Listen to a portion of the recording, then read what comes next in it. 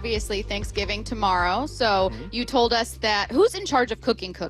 Oh, so now as we gotten older, I feel like the family has decided everyone gets a dish. Oh, okay. So it's a little competition in there, see who can cook actually. What's your dish? My dish this year is the macaroni. Let's go. I know. That's it's a big That's task. a big one. It's a big task. Are you going scratch, like? Yeah, oh yeah. Of course. Oven, all the whole nine. Smoked paprika. Yeah. Is that your favorite side dish as far as side dishes go? Macaroni. If you mess that up, you messed the meal. Yeah, for real. Mine's, everybody's giving me a hard time because mine's gravy. Gravy. I mean, I know you can't just eat gravy That's what alone, I'm saying. but like you have to have it for the mashed potatoes For and the sure, turkey. for sure. That is people, said it's more than mashed potatoes. It goes on the mashed potatoes and the turkey, you know what I'm saying, all together. There you go. I'm not with that, Dave. No. That is We get what you were doing. It's kind of like if you were on an island and you had to bring 3 things, you're like, well, you don't want to forget the gravy. Yeah. But just power ranking sides. We got into an argument yesterday because stuffing was my number one. Okay. Ain't bad. Mine was mac and cheese all day. All day. I lost that battle. You want to talk football? Yeah, let's talk let's about do football. Try to kind of walk through, because I think fans, they think about the game one way, and you guys obviously think about it differently. And Bump knows this, that you guys aren't looking at where they're ranked or sometimes not even what their record is, right? For sure. I mean, you're looking at things, and then a lot of times players don't even know who they're playing the next week because you're just so focused in, right? 100%. So, as far as that game, a lot of people were saying, oh, they should have beat them by more, but it's an NFL team, man. The Tennessee Titans. So what did you guys do that was good and that you were proud of, and then what are some of the things that you need to work on? 100%. It's any given Sunday. It doesn't matter who you are. It doesn't matter what team you're playing. You can't look at records and what's going on. You got to understand that you have a mission. And every week this is who we're working on this week. So for those next 7 days, that's your mission. Everything else outside of that doesn't matter. But going into the game, obviously, we started out hot.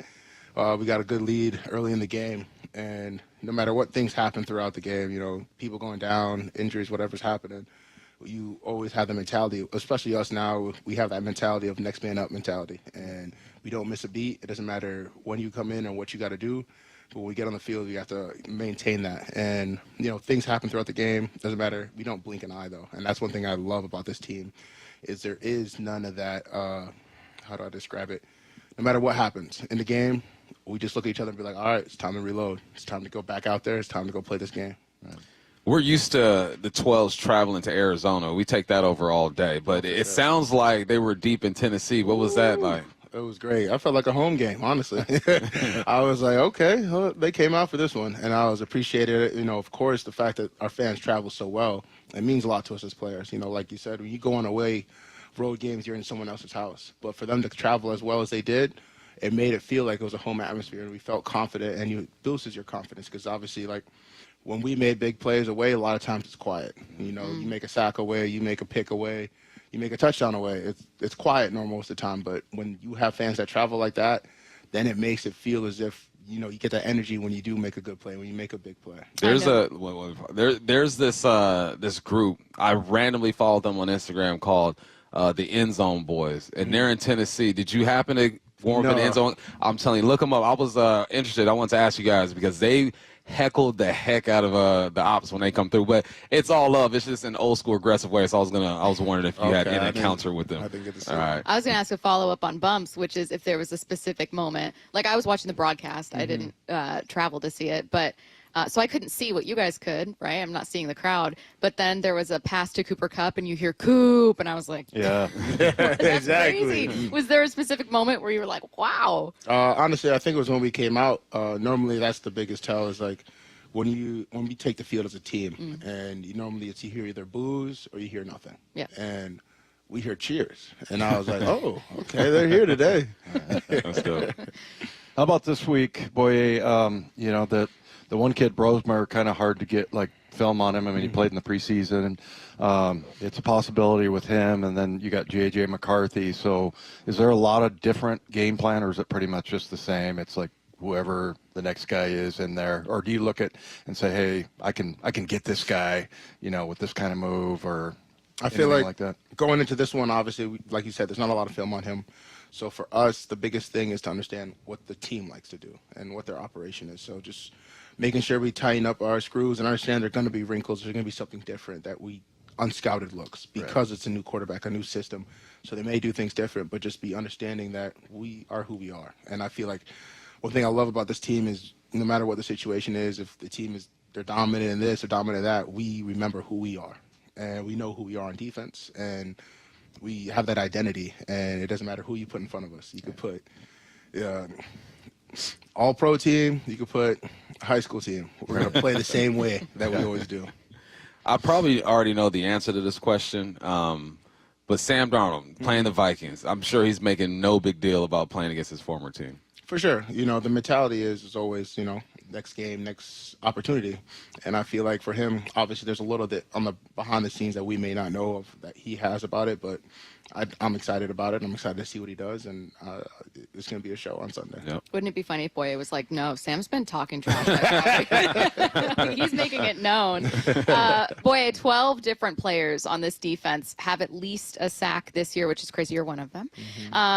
And 17 have registered at least half a sack or more. So I'm trying to figure out how to ask this question. What's like the secret sauce? You guys have so much production. It's not just, like one single person doing everything, which is actually a good thing. It's anyone can get it. So what's working here? I feel like it's, like I said, it's the bottom mentality. And guys understand, like, if you have a blitz or if you have a timing up, whatever it is, it's, this is my shot. And guys are trusting in each other.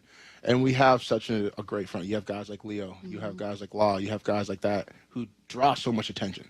And when you put all your attention on those guys, you never know. You might send a linebacker. You might send whatever you send, and they might come free. And, teams focus on a lot of guys on our defense. You can't really just focus on one guy. So at that point, that helps spread this production. Yeah. And we always look at production as a team aspect. We never look at it as an individual thing. Production for us is how, after every game, we look at, like, how did the team do? How did we do as a whole? And I feel like the fact that we do that makes it even easier for us. And no one's in a position where they, let me make sure I got to do my job on this. No, we're like, hey, if I hit an outside move and someone comes inside and cleans it up, that's good for everybody. Yeah.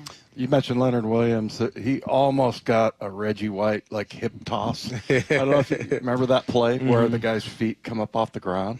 I mean, that's a 330-pound man that he's, hucking around.